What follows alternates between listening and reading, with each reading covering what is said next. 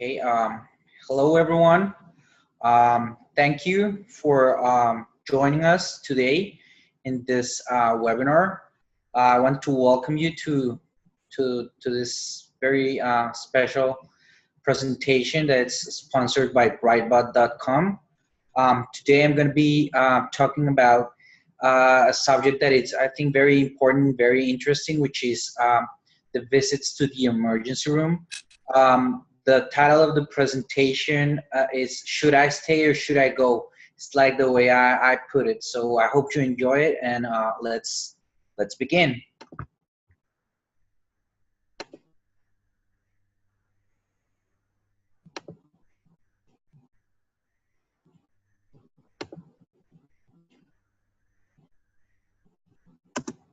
Okay. My name is Dr. Jaime Mesa. I've dedicated my medical life to dealing with every trouble I could deal with in the emergency room, trying to save my patients and work with them, and certain prevention of certain preventable diseases. Today, as I was telling you, we're going to talk about the visit to the emergency room. So, should you stay or should you go?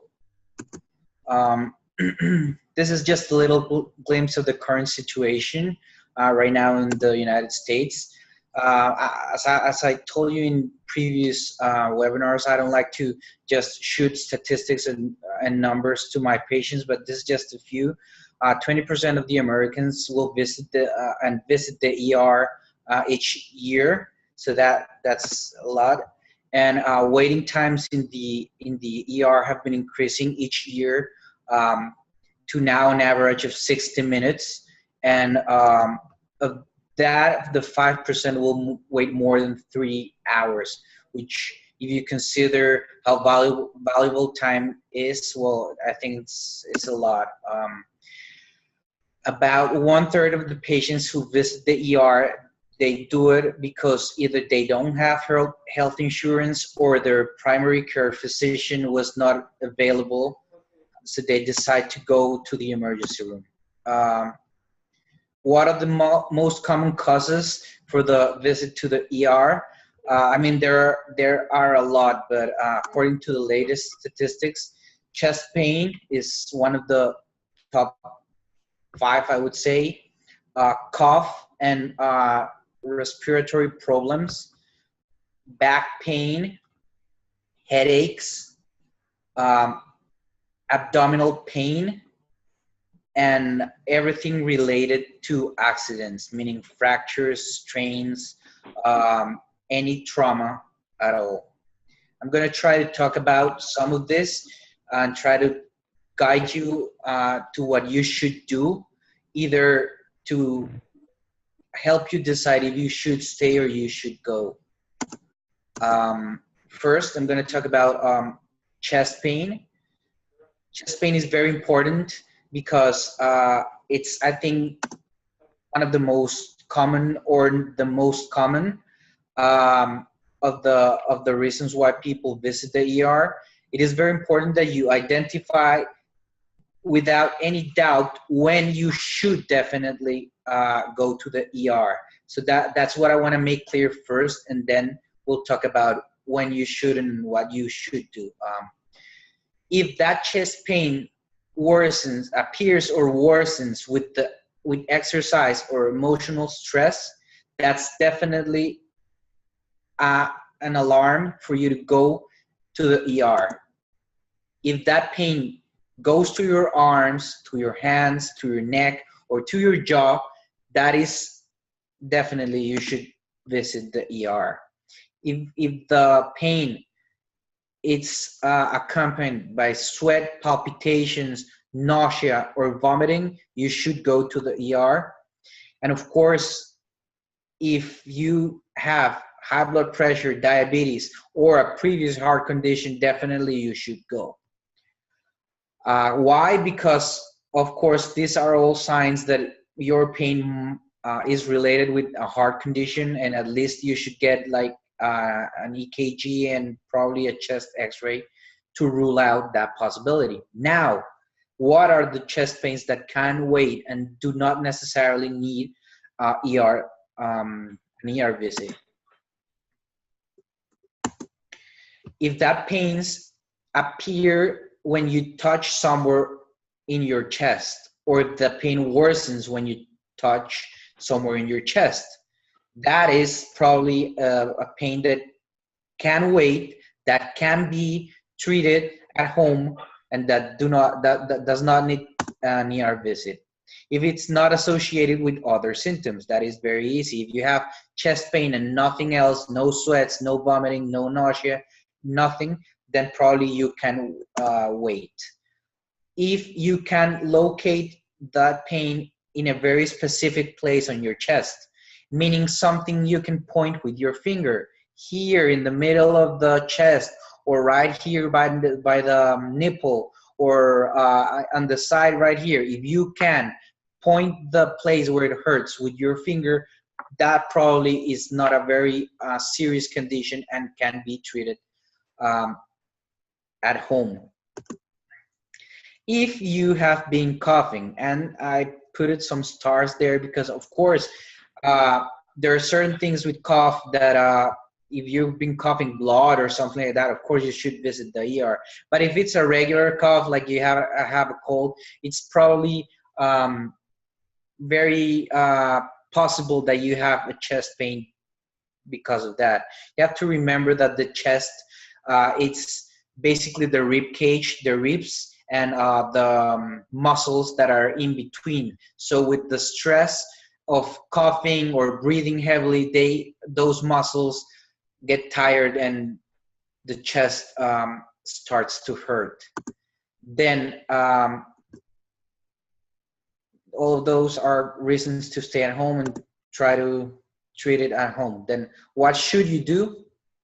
First, try to sleep at a 15 to 30 degree angle, because most pains are either caused or worsened by putting pressure directly on your ribs, either on the front part of your chest or on your back. So if you sleep in a 15 degree angle or 30 degree angle, you're gonna take away some of that pressure of the weight of your body from your chest, so it will help you deal with the pain. It might sound like a simple and thing to do, but it is very, very effective, so try to do that. Try not to sleep on the side of the chest that is actually hurting. Most of the pains are due to inflammation and swelling of the of the joints in the rib cage. So if you sleep on that side, it's gonna cause some pain. And this is especially for women. It's both for men and women, but especially for women, because with certain variations in the hormones, those joints become looser and more prone to get swollen. So if you feel like you have pain that's on your right or on your left, on your chest, and it hurts when you touch there, probably it's that. So don't sleep on that side. Try to sleep either on your back or on the other side. You can do a massage on the chest. It is very effective because it helps with the inflammation. You can either use warm oil or simply nothing, but I would recommend warm oil. And then the last thing you should do is take anti-inflammatories and analgesics. Why? Well, I would say the last one because taking medications is not the best way to deal with certain conditions, especially if they might be chronic, but it is also part of the solution. The warning that I should do about it is that these medications might affect your stomach and might help or might produce bleeding of the gastrointestinal tract, the stomach. So when you try aspirin, ibuprofen, naproxen, which are Aleve, Tylenol, and all these medications, always do it for short periods of time. I would say 4 to 5 days maximum. If your pain does not improve with these things, probably you should go try to seek medical attention. Maybe not emergency, but like a primary care physician if these tips do not help. Let's talk about cough, which is related sometimes with chest pain, but sometimes it's related to other conditions. These are the things that you should definitely, if you have them, you should definitely go to the ER. 3 or more days of fever. And when I say fever, I mean the temperature actually taken with a thermometer. If it's greater than 100.4 degrees Fahrenheit for 3 or more days with cough, you should go to the emergency room. That doesn't mean it's a life-threatening condition, but it might become, because it might be pneumonia. And if you have pneumonia, probably you will need antibiotics. So that's the reason why you should go. If you're coughing blood, that's definitely a sign that you should go to the ER. If what you're coughing a greenish sputum with that smells bad, that is also a sign that you might have pneumonia, so you should go. Obviously, if it's associated with difficulty breathing, and this is very, very special for children, difficulty breathing, gasping for breath, lips turning blue, that's something you should definitely go to the ER. Or if you started coughing after trauma. What trauma? Car accident, falling from more than your height, or at least from something greater than, I don't know, I would say 4 feet, something like that. That you might suspect that something, a foreign body entered the respiratory tract. What foreign body? Teeth are very common after accidents. So maybe you don't realize, but you're missing a tooth in the middle of the trauma. You don't feel the pain, but you start coughing. Well, then you should go to the ER. Or of course, if this cough it's more than 20 days, and I say productive, meaning that you have phlegm or sputum, you should definitely go to the ER. If that cough is associated with stuffy nose or runny nose or sinus pressure or sinus pain, if you have headaches and chills, that probably might be a sign that you have a viral infection, which is not necessarily a life-threatening condition. So you might treat it at home. Also, if it's less than 20 days, it's not a reason to visit the ER unless you have one of those previous conditions. If it worsens in the morning or in the nighttime or with exercise, that might be a sign that you have asthma. Even if you didn't have anything where you were little, there is late onset asthma. So this is the main characteristic is that when you have temperature changes, especially at night or at morning, the airway closes a little bit and you start coughing. This is not necessarily an emergency if you are not like gasping for breath, if you don't have difficulty breathing. So you can manage this at home. And if it's associated with body aches, that's another sign of a viral infection, probably a cold or the flu. And if you have clear sputum or phlegm, that means that's probably also viral. Then you can stay home and treat it there.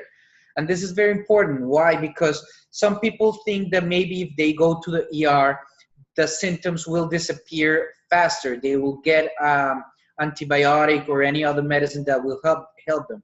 Well, I'm sorry to tell you that cough, it's one of the most difficult things to treat and manage. And it's almost never, unless it's a foreign body, it's almost never treated fast. You're not gonna get results fast. What you should do, you should hydrate very, very well. Drink water, because water prevents the formation of mucus. and it will help you get rid of that mucus easier. So because that's the main reason why you cough, because you have something on the airway which is building up, and you are trying to get rid of that. So if you drink water, that's going to help you a lot. Most people forget about that, and they just go into bed and they don't do anything. But if you start drinking 5 or 6 glasses of water a day, or even more if you don't have any condition, then this will help you. Avoid both cold drinks and drinks with a lot of sugar, because sugar also helps building up mucus. So try to avoid them, and of course try to avoid cold beverages, because they what they do is that they activate a reflex in the respiratory tract that creates more cough. So you should try to avoid them. Obviously, try to avoid temperature changes. If you are in a warm place, try not to go into a very cold or chilly place, or at least try to dress appropriately so you are not going to feel that temperature change. If you have that type of cough which worsens at night or at early in the morning, you should try to boil water, simply water. You can add some salt to the water and try to breathe the vapor of the water. It will help you get rid of the mucus, and it will help you breathe better. Just regular water, boil it. Of course, if you have an evaporator, well, that's even better.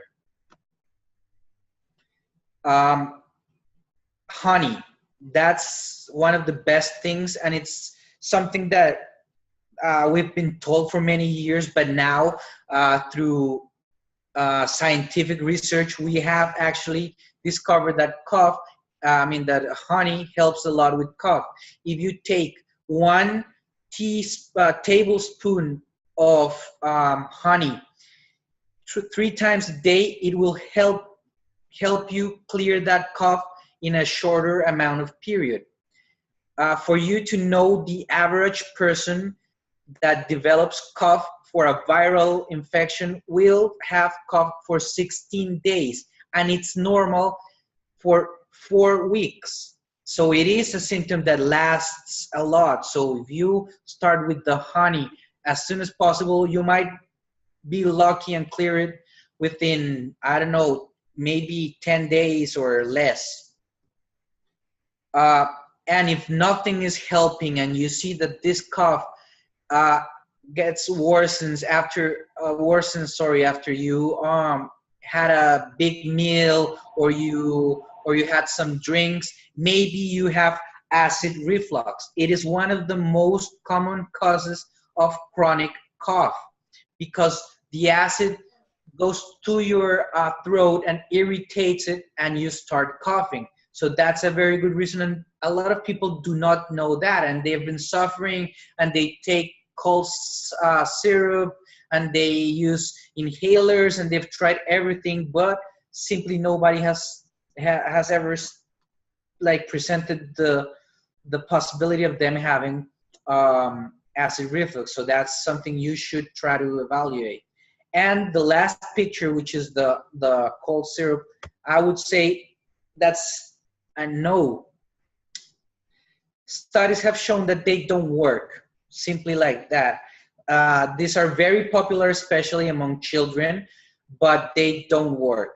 There are different brands, there are different types of medications, and they simply don't do anything. So in my opinion, my professional opinion, just try to avoid them.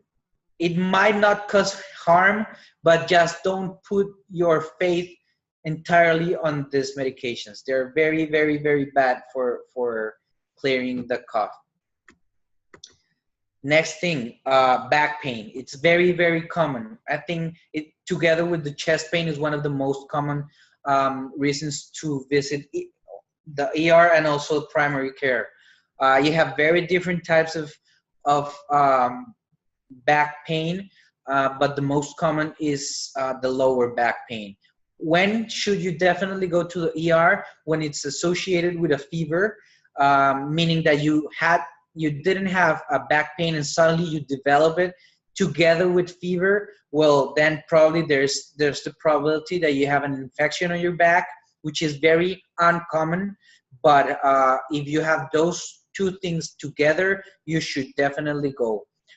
If it lasts more than 6 weeks, you should go. If you have any history of cancer, not your family, but you, of course, you should go, because the spine is one of the places where lots of cancers like to go and make metastasis. So you should go to your doctor. If you have any urinary symptoms, meaning it's painful to urinate, you feel when you urinate that you still want to pee, or you're urinating blood, then you should definitely go, because it might be either a problem directly in the kidneys or simply a urinary tract infection. If you're immunosuppressed, either because you have HIV, or you have immune deficiency of any kind, or if you are taking medications like steroids, or medications like Solar, or any biological, how they call them today, then you should definitely visit your doctor. And people who are 15 years or younger with a back pain that it's definitely interfering with their daily activities, because kids, they do have pains on their legs, on their arms, and they call that growing pains, but back pain that definitely makes them stop their activities, maybe that's something you should pay attention. So that's a reason. And of course, if you had a trauma, you should definitely go, because they need to clear that you don't have dislocation or a fracture. And of course, if that pain goes to your legs, to your feet, to your buttocks, then I put a star there, because that's maybe for a primary, not necessarily an emergency room, but maybe you should get that checked, because it might be because you have either a herniated disc, or maybe a pinched nerve. In the other hand, if your pain appeared after lifting heavy things or doing exercise, well, then that might be something muscular, and then you may try to avoid the emergency room, because you're gonna wait for a long time, and probably you're not gonna receive the attention you were waiting. If that pain appeared after a long time standing up or sitting down, especially those persons who work sitting all the time, like drivers, well, probably that's a pain that's probably on the muscles or some ligaments. If you suffer a minor trauma, and put some stars there, because it is very difficult to distinguish between a minor, moderate, and severe trauma. By minor trauma, what do I mean? You falling down from less than I would say 3 feet. If you bumped against somebody while doing sports, or if you slipped and fell and you don't feel any of the other symptoms listed, then probably that's something you can manage at home. And if you're overweight, because of course that's another thing that is very associated with back pain, because of course all the pain is going to your spine.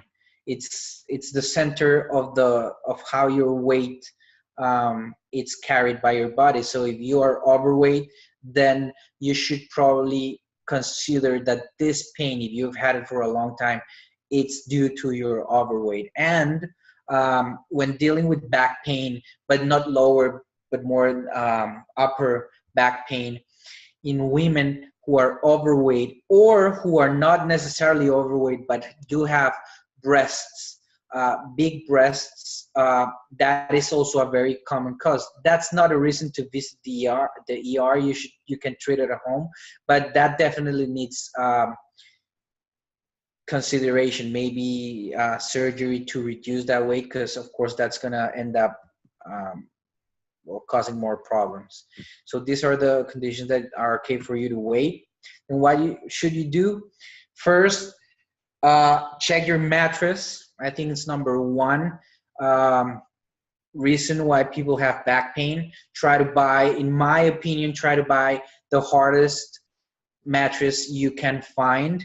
I know it is like very, I know it's like, a dream to sleep on a cloud, very soft and puffy, but for your back, what actually the back is asking you is to buy the hardest mattress you can find and tolerate. That's obviously very different from person to person, but try to do it. Maybe you have an old mattress and you need to change it.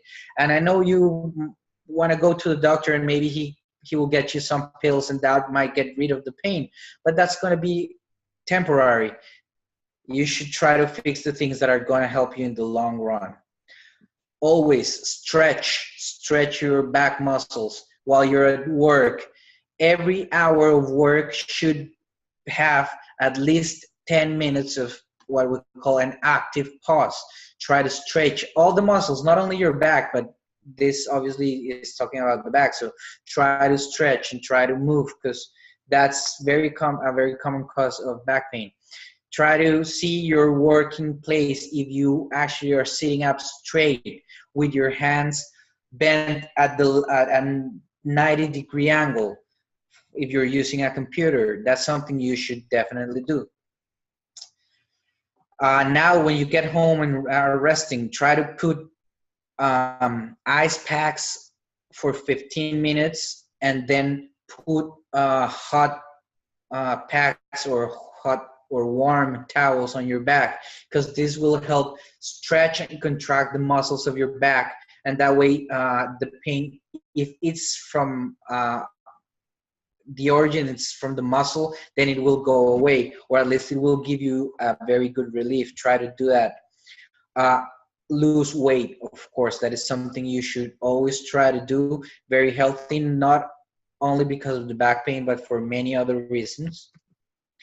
And of course, last, but it's also an alternative, you have anti-inflammatories of the same kind I mentioned before, and with the same caution. Try not to take them for a long period of time. Okay, headaches. Headaches are also very, very, very common. You have to visit the ER if they are associated with blurred vision, any difficulty or impairing in your speech or movement, or if you have facial asymmetry, which means one side of your face doesn't look like the other. That's definitely an alarm that you should go to the ER. If you feel neck stiffness, it's very uncommon that you cannot bend your neck, that you want to be laying flat all the time. That is very, very uncommon, but it might be a sign of a neural infection. So if you have that, you should definitely go, especially if you have other symptoms like fever. If it's the worst headache you've ever experienced, so that means that's something that usually happens only once in a lifetime, then you should definitely go, because everybody suffers or has suffered a headache, and you know which headache is normal and which one is not. So if you right now think it's the worst headache I've ever experienced, then that's definitely a reason to go to the ER. If you're a person that usually suffers from headaches and you already know, oh yeah, this is my regular headache in the back of my head or on one side of my head and I cannot tolerate, I don't know, the light or certain sounds. Well, if that pattern suddenly changes, if you're the person that always has the pain on your right side and suddenly you start having on the left, that's a reason that for you to visit the ER. and of course after trauma, and if you're pregnant. Why in pregnant women after 20, after especially week 20 weeks of your pregnancy, because it might be a sign of preeclampsia, which is a complication when you have high blood pressure. Then you should go, and if you're immunosuppressed, then you should also go. If your headache is mild or moderate, or the usual headache you always have, if it's associated with cough or cold symptoms. Cough is one of the leading causes of headaches, because you cough and your blood gets, every time you cough, the pressure on your chest sends the blood back to your head, so you're always having that headache. After coughing for a day or two, you will feel it. So that's probably the reason why you have it, so you don't have to go to the ER. If you have the pain in the back of your head and your neck, that you touch the muscles right under your head, in the back of your neck, without stiffness, of course, then that's probably what we call tension headache, which means the muscles are tense and they're causing the headache. So that's something you can manage at home. If the pain is at one side of your head, that is probably migraine, and that can be treated at home if you do not have any other symptoms, of course. If it's the usual headache, then it is okay for you to stay home. What should you do? Well, in this case, I would say medications like acetaminophen, then that's something you should try first. Why? All the tips I'm giving you are all based on evidence, which means studies have been done to actually tell us what's better. And with headache, the medication does help a lot. And this is very common, but it's actually one of the medications that helps the most when you're dealing with a headache. Actually, it has been compared in clinical trials with morphine and very potent painkillers, and acetaminophen, or paracetamol, as you call it here also. You can get it. It's over the counter. One 500 milligram pill, or I think now there's 725 milligrams. You can take it and it will actually help. It's pretty safe. Of course, I wouldn't recommend it for a long period of time, but it's very safe. I would recommend to do some pressure and some massage in the back of your head. That's what we call the Arnold points.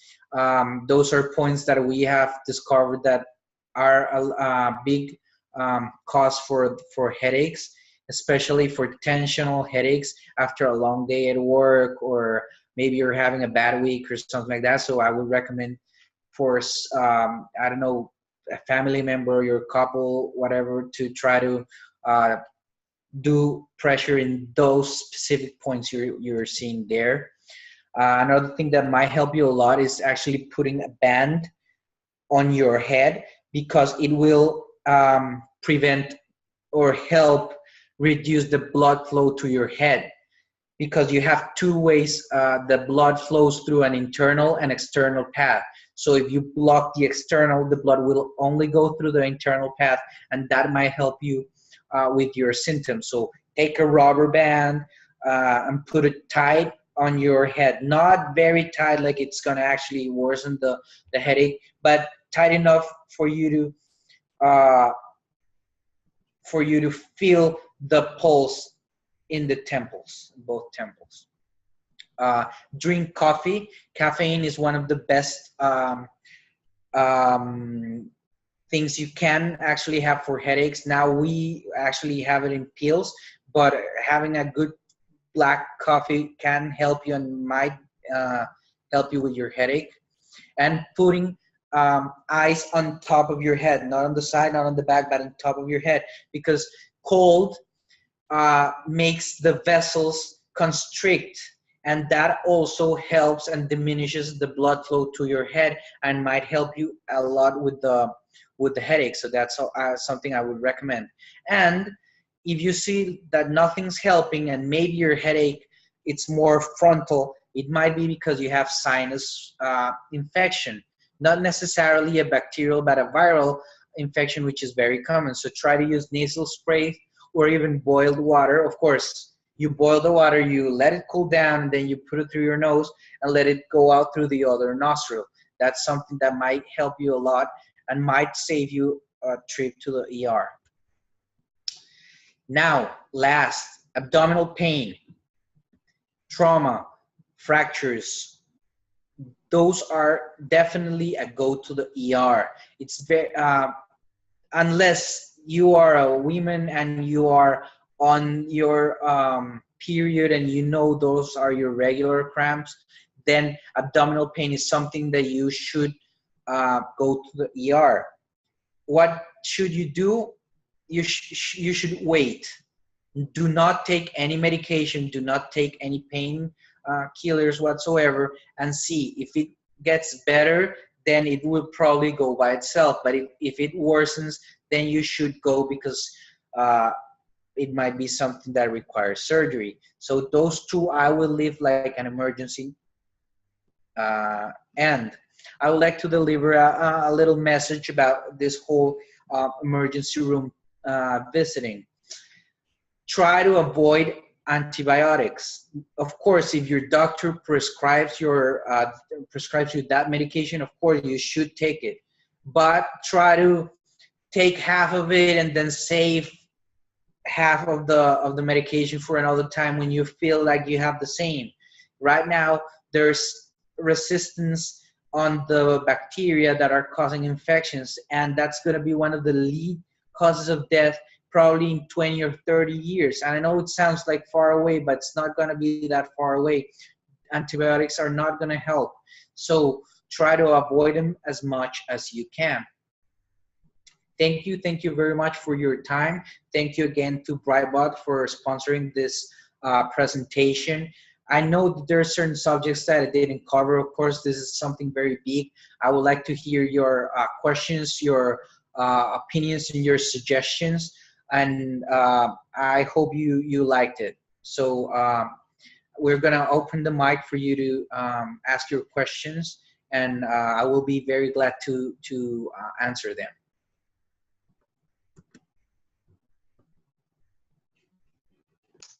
I suffer from chronic back pain, and my doctors have ordered x-rays, all kinds of tests, and they can't find anything wrong. Not even, I probably thought it was arthritis, and they cannot find anything wrong. I don't think I'm overweight, I'm not sure. I exercise, but nothing seems to be working. It goes and comes. Okay, well, there are many causes of back. Is it lower back pain? Lower back pain, yes. And you've said they've done MRIs and CAT scans on you? Well, I can't do an MRI because I have a pacemaker, but they've done x-rays. Right. Okay, well, of course, and actually that was something I was talking with another doctor today. In the past, we used to consider that pain was the consequence of something else, of a condition. And now we know that sometimes pain itself, it's the condition. And you might be one of those persons that actually have chronic pain. Why? The reason why, it's something we haven't really discovered yet entirely. Some theories say that there is a biochemical cause of this pain. Some people now are talking a lot about the fibromyalgia, which is very, I would say, I mean, there's a lot of controversy about it within doctors, but it might be the case with you. Maybe you have a disbalance on your neurotransmitters, and that might be causing your pain. for what we do, or at least doctors that actually believe that this is a possibility, we try certain medications, and that might confuse the patient because we use antidepressants, and our patients think that we are sending the antidepressants because we think they are depressed or they are making up the pain. But no, that's not the reason. It's because certain antidepressants work by blocking certain channels. So maybe if you tried it, I don't know if you have tried it, but if you try it and this helps, maybe you are one of those persons who suffers from one of these conditions. No, I have not tried antidepressants. Well, that's only a suggestion, and I try to explain why we do it so you don't get confused and maybe think, because I think a doctor should always believe and should always do the most for the patient and try to pursue the diagnosis and the good treatment to the end. So maybe this is a possibility and you should try to suggest it to your doctor. Okay, thank you. You're welcome.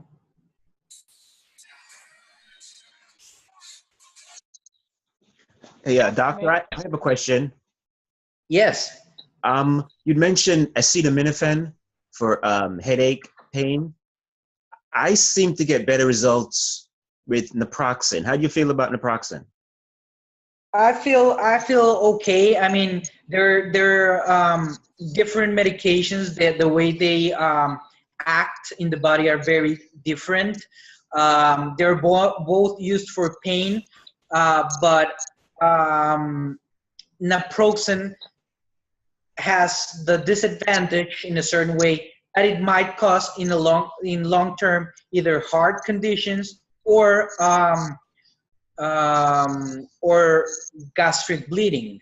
Of course, if you use it for a short period of time, then you're gonna be okay. And if it works for you, probably you should keep using it.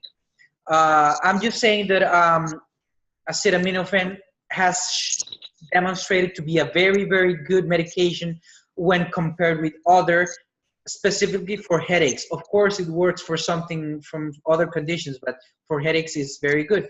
Naproxen, it's very good, especially for certain migraines, and we use it together with beta blockers, and it's a very good medication. So if it works for you, you should keep using it. Okay, thank you. You're welcome. Dr. Mesa, I'm not asking for a diagnosis or anything like that, but I been out of town a couple of days ago in a cold climate, and I realized that I start getting this pain from right under my breast to the back. And when I move, you know, especially my back seemed to, as though it wants to go out on me. I was tempted to go to urgent care, but I said, let me give it a couple of days and see, you know, if it's going to clear up or anything like that. What do you think? Well, definitely your back pain doesn't have any of those symptoms that I said to definitely go to the ER. So I think it was actually a good decision to give it some time. I think of two probable things that may be causing your pain.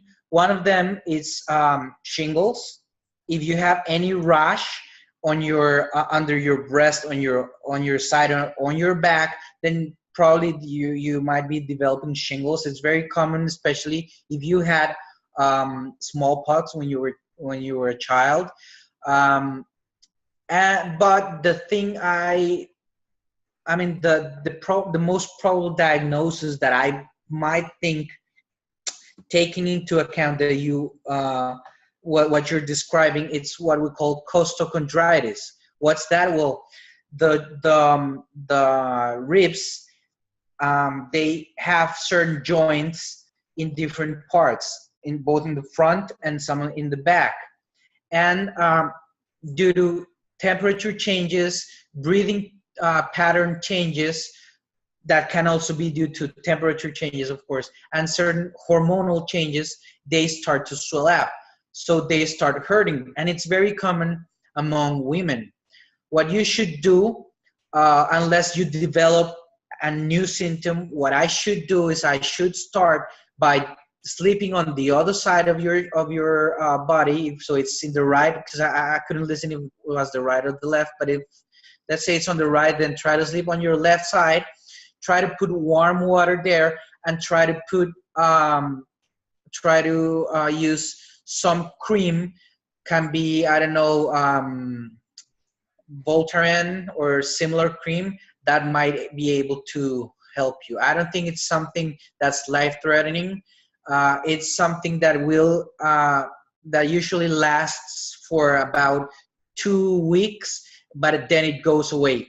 And once you have it one time, you might have it again when according to your hormonal cycles. So you might repeat in a year or in 8 months or something like that. But it's easily treatable.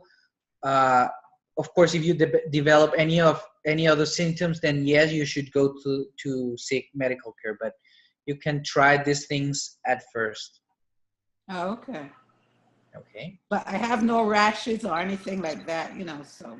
Oh, okay. Then probably that's not shingles. Okay. Okay, thank you. You're welcome. Another question. Yes. Urgent care and emergency care. What's the difference? Well, that's, none. I would say that's a very, very good question. Actually, one of the best questions I've ever been asked, because that is something we get taught in medical school, but we never say that to our patients. And I would like to explain this with a very in a very simple way. Emergency is something emergent, which means that came out of nowhere, something unexpected. Urgent is something that needs to be treated as fast as you can. So an urgency is something that needs to be taken care of fast. Emergency is something that was not expected, but not necessarily needs to be treated as fast. So yeah, there's a difference. An urgent, at least in theory, because that is not something that is always well managed by the hospitals, but at least an urgency, it's something that it's usually more life-threatening. An emergency, it's something that it's bothering you, that you need to be fixed, but not necessarily right now. Like I would say an urgency, it's something that doesn't give you time for changing your clothes. That's it. An emergency, well, yeah, let me change and then we'll go. I don't know if that's clear enough. Oh, okay. Thank you. Okay. That makes sense. That makes sense. Okay. Okay. Well, yeah. And you called the name, you said Costochondritis. Chondritis. Okay, can you spell that for me? Yes. Costo, which is C-O-S-T-O. And chondritis is C-H-O-N-D-R-Y-T-I-S. Oh, okay. Thank you. Okay, you're welcome. I have a question. I think you were talking about chest pain, and you said if we can point to the specific place where we're experiencing the pain, then it is in all likelihood not anything that would require a visit to the emergency room. Is that correct? Correct. Okay. So my question is, how can it be that pointing to something means that it's not important? Why does the ability to point to a specific part of my chest or my body eliminate or make it less likely for me to need to go to the emergency room? Well, I think there are two explanations which are actually complementary. The first one is the way the anatomy is.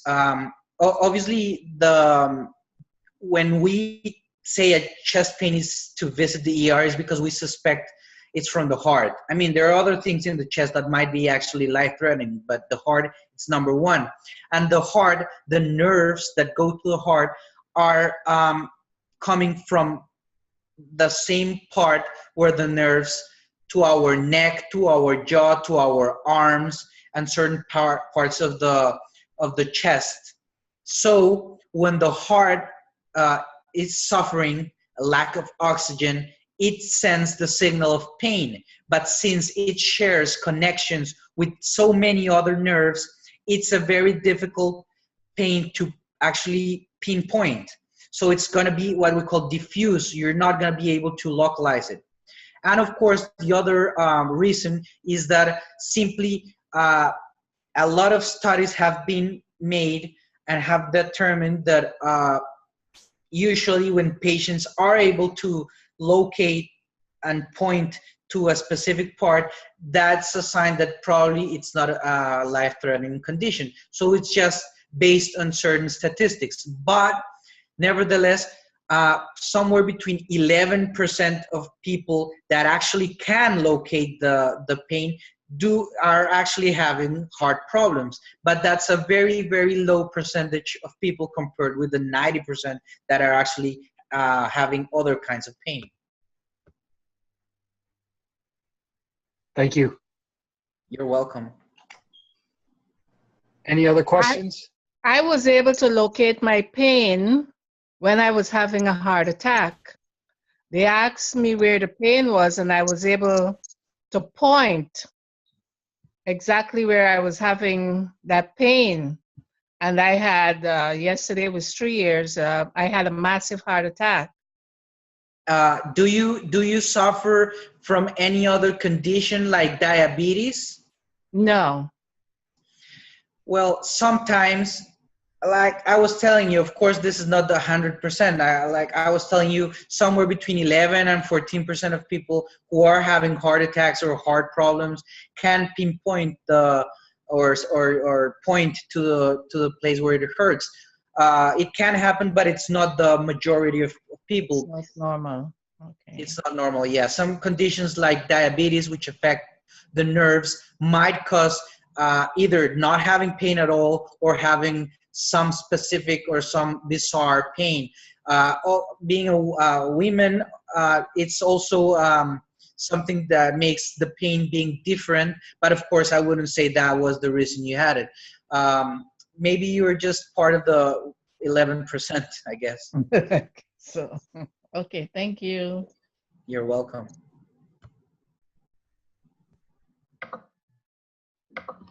Okay, well, thank you everyone for your attention. I really enjoyed the presentation and obviously your questions. Maybe we'll have time later to discuss some other subjects, or maybe some more in some future presentations. So thank you everyone for coming, and have a great night, and I'll see you later.